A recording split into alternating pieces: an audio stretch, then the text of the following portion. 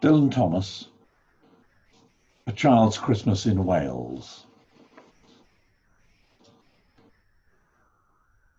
One Christmas was so much like another in those years around the Seatown corner now, and out of all sound except the distant speaking of the voices I sometimes hear a moment before sleep, that I can never remember whether it snowed for 6 days and 6 nights when I was 12, or whether it snowed for 12 days and 12 nights when I was 6. All the Christmases roll down toward the two-tongued sea like a cold and headlong moon bundling down the sky that was our street. And they stop at the rim of the ice-edged, fish-freezing waves, and I plunge my hands in the snow and bring out whatever I can find. In goes my hand into that wool-white, bell-tongued ball of holidays resting at the rim of the carol-singing sea. And out come Mrs. Prothero and the fireman. It was on the afternoon of the Christmas Eve, and I was in Mrs. Prothero's garden waiting for cats with her son Jim. It was snowing. It was always snowing at Christmas. December in my memory as white as Lapland, though there were no reindeers. But there were cats. Patient, cold, and callous, our hands wrapped in socks, we waited to snowball the cats. Sleek and long as jaguars and horrible whiskered, spitting and snarling, they would slink and sidle over the white back garden walls. And the lynx-hide hunters, Jim and I, fur-capped and moccasined trappers from Hudson's Bay, off Mumbles Road, would hurl our deadly snowballs at the green of their eyes. The wise cats never appeared.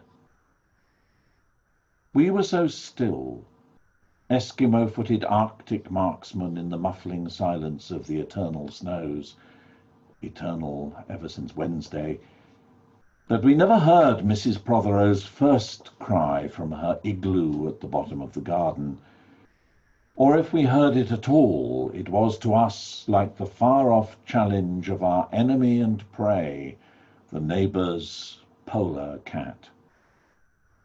But soon the voice grew louder. "Fire!" cried Mrs. Prothero, and she beat the dinner gong.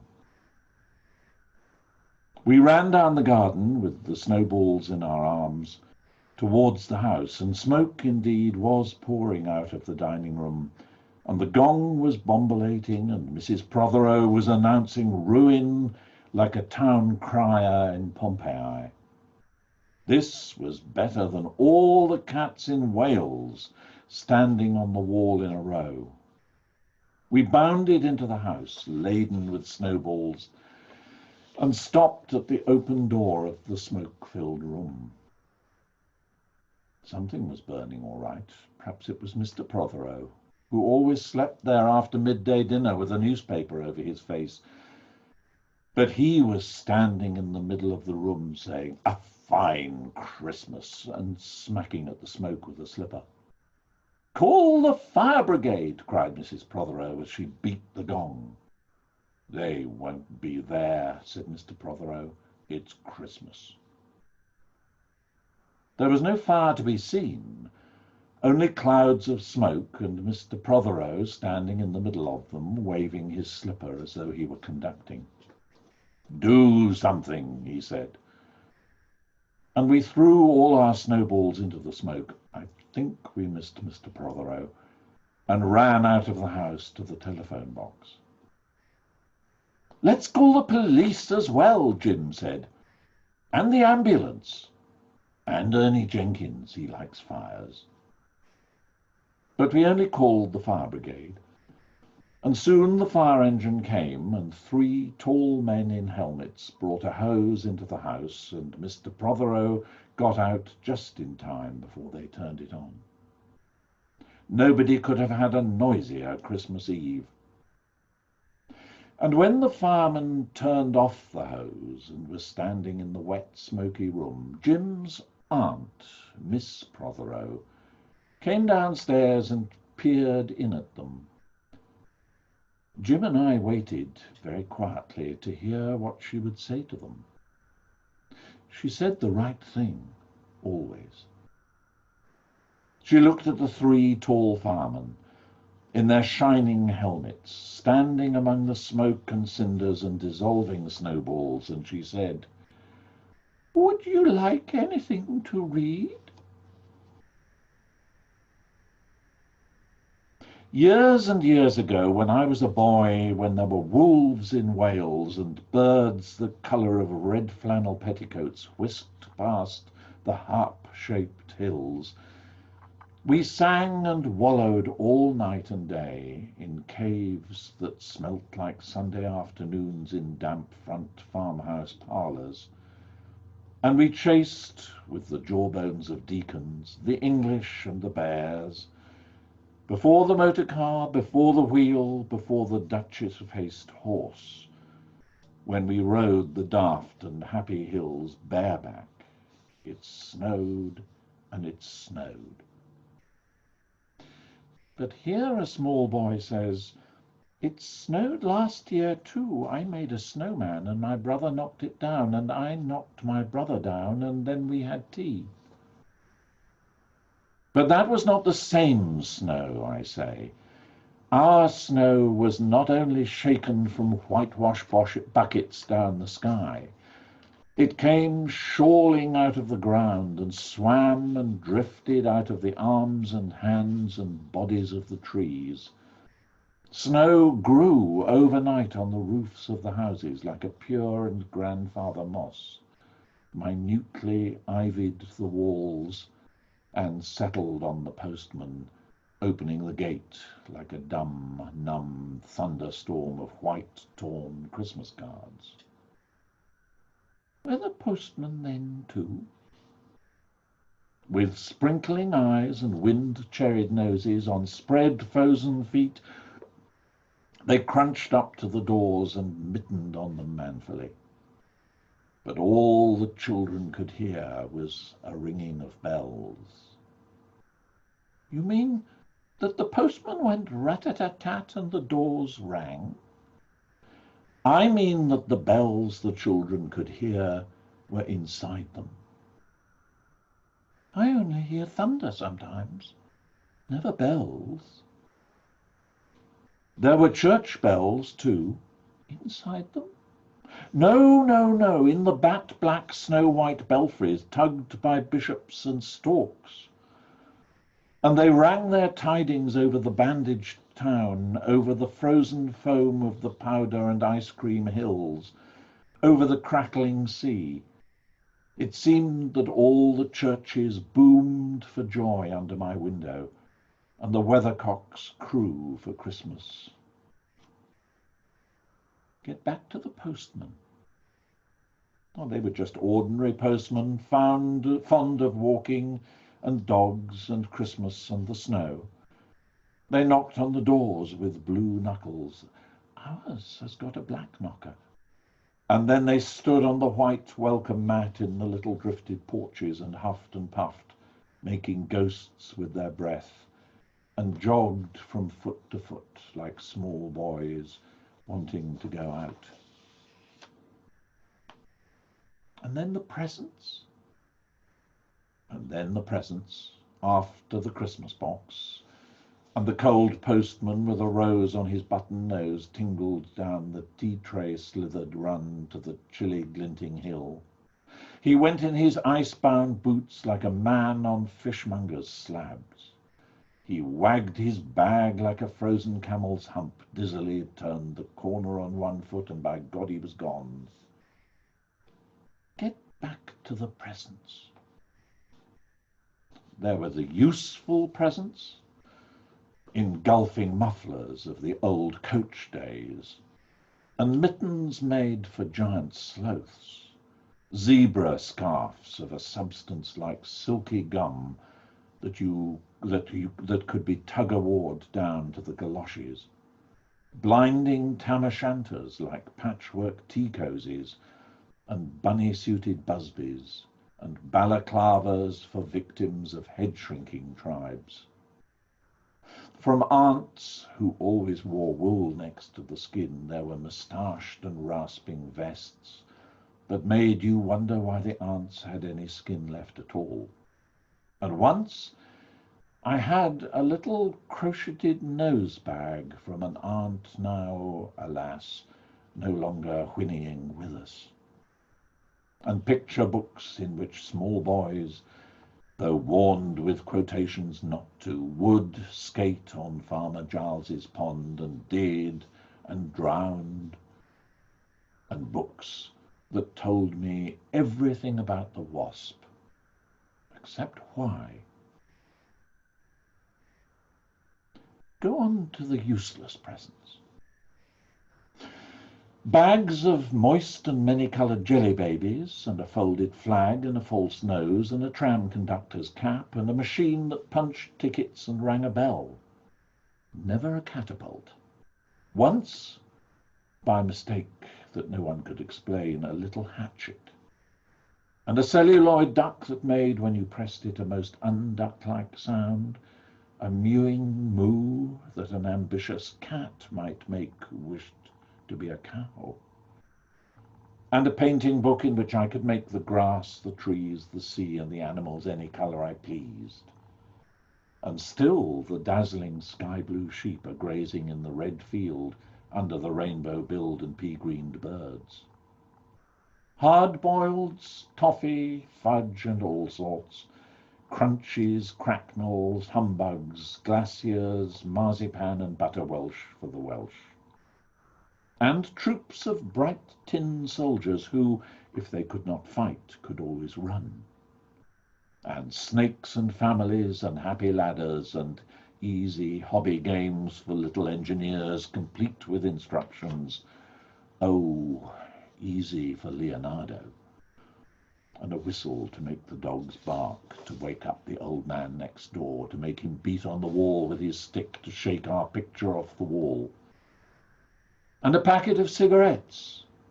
You put one in your mouth and you stood at the corner of the street and you waited for hours in vain for an old lady to scold you for smoking a cigarette, and then with a smirk you ate it. And then it was breakfast under the balloons. Were there uncles like in our house? There are always uncles at Christmas, the same uncles. And on Christmas morning, with dog-disturbing whistle and sugar fags, I would scour the swatched town for the news of the little world, and find always a dead bird by the post office, or by the white deserted spring, swings, perhaps a robin, all but one of his fires out. Men and women waded or scooping back from chapel, with taproom noses and wind-bust cheeks, all albinos, huddled their stiff black jarring feathers against the irreligious snow. Mistletoe hung from the gas brackets in all the front parlours. There was sherry and walnuts and bottled beer and crackers by the dessert spoons, and cats in their fur-abouts watched the fires. And the high-heaped fire spat, all ready for the chestnuts and the mulling pokers. Some few large men sat in the front parlours without their collars, uncles almost certainly, trying their new cigars, holding them out judiciously at arm's length, returning them to their mouths, coughing, then holding them out again, as though waiting for the explosion. And some few small aunts, not wanted in the kitchen, nor anywhere else for that matter, sat on the very edge of their chairs, poised and brittle, afraid to break, like faded cups and saucers. Not many those mornings trod the piling streets. An old man, always fawn-bowlered, yellow-gloved, and at this time of year with spats of snow, would take his constitutional to the white bowling green and back, as he would take it wet or fire on Christmas Day or Doomsday. Sometimes two hale young men with big pipes blazing, no overcoats and wind-blown scarves, would trudge unspeaking down to the forlorn sea, to work up an appetite, to blow away the fumes, who knows, to walk into the waves until nothing of them was left but the two furling smoke clouds of their inextinguishable briars. Then I would be slap-dashing home, the gravy smell of the dinners of others, the bird smell, the brandy, the pudding and mince, coiling up to my nostrils, when out of a snow-clogged side lane would come a boy, the spit of myself, with a pink-tipped cigarette and the violet cast of a black eye, cocky as a bullfinch, leering all to himself. I hated him on sight and sound, and would be about to put my dog whistle to my lips and blow him off the face of Christmas, when suddenly he, with a violet wink, put his whistle to his lips and blew so stridently, so high, so exquisitely loud that gobbling faces, their cheeks bulged with goose, would press against their tinselled windows the whole length of the white echoing street. For dinner we had turkey and blazing pudding, and after dinner the uncles sat in front of the fire, loosened all buttons, put their large moist hands over their watch chains, groaned a little, and slept. Mothers, aunts, and sisters scuttled to and fro, bearing tureens. Auntie Bessie, who had already been frightened twice by a clockwork mouse, whimpered at the sideboard and had some elderberry wine. The dog was sick. Auntie Dosey had to have 3 aspirins. But Auntie Hannah, who liked port, stood in the middle of the snowbound backyard, singing like a big-bosomed thrush. I would blow up balloons to see how big they would blow up to, and when they burst, which they all did, uncles jumped and rumbled. In the rich and heavy afternoon, the uncles breathing like dolphins, and the snow descending, I would sit among festoons and Chinese lanterns and nibble dates and try to make a model man-o'-war, following the instructions for little engineers, and produce what might be mistaken for a sea-going tram-car. Or I would go out, my bright new boots, squeaking into the white world, on to the seaward hill, to call on Jim and Dan and Jack, and to pad through the still streets, leaving huge footprints on the hidden pavements. I bet people will think there's been hippos. What would you do if you saw a hippo coming down our street? I'd go like this, bang! I'd throw him over the railings and roll him down the hill, and then I'd tickle him under the ear and he'd wag his tail. What would you do if you saw 2 hippos? Unflanked and bellowing he-hippos clanked and battered through the studding snow towards us as we passed Mr. Daniel's house.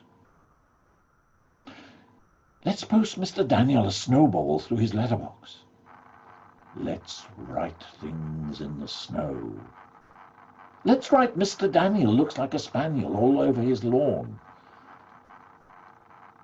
Or we walked on the white shore. Can the fishes see it snowing? The silent, one-clouded heavens drifted on to the sea. Now we were snow-blind travellers lost on the North Hills, and vast, dew-lapped dogs with flasks around their necks ambled and shambled up to us, baying Excelsior. We returned home through the poor streets where only a few children fumbled with bare red fingers in the wheel-rutted snow, and Cat called after us, their voices fading away as we trudged uphill into the cries of the dock birds and the hooting of ships out in the whirling bay. And then at tea the recovered uncles would be jolly, and the ice cake loomed in the centre of the table like a marble grave. Auntie Hannah laced her tea with rum because it was only once a year. Bring out the tall tales now that we told by the fire as the gaslight bubbled like a diver. Ghosts wooed like owls in the long nights when I dared not look over my shoulder. Animals lurked in the cubbyhole under the stairs, and the gas meter ticked. And I remember that we went singing carols once, when there wasn't the shaving of a moon to light the flying streets. At the end of a long road was a drive that led to a large house, and we stumbled up the darkness of the drive that night, each one of us afraid, each one holding a stone in his hand in case, and all of us too brave to say a word. The wind through the trees made noises as of old and unpleasant, and maybe web-footed men wheezing in caves. We reached the black bulk of the house. "What shall we give them? Hark the herald?" "No," Jack said. "Go King Wenceslas. I'll count 3. 1, 2, 3. And we began to sing, our voices high and seemingly distant in the snow-felted darkness around the house that was occupied by nobody we knew. We stood close together near the door.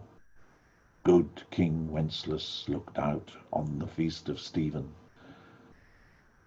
And then a small dry voice, like the voice of someone who has not spoken for a long time, joined our singing. A small, dry, eggshell voice from the other side of the door, a small, dry voice through the keyhole. And when we stopped running, we were outside our house. The front room was lovely. Balloons floated under the hot water bottle gulping gas. Everything was good again and shone over the town. "Perhaps it was a ghost," Jim said. "Perhaps it was trolls," Dan said, who was always reading. "Let's go in and see if there's any jelly left," Jack said. And we did that. Always on Christmas night there was music. An uncle played the fiddle, a cousin sang Cherry Ripe, and another uncle sang Drake's Drum. It was very warm in the little house.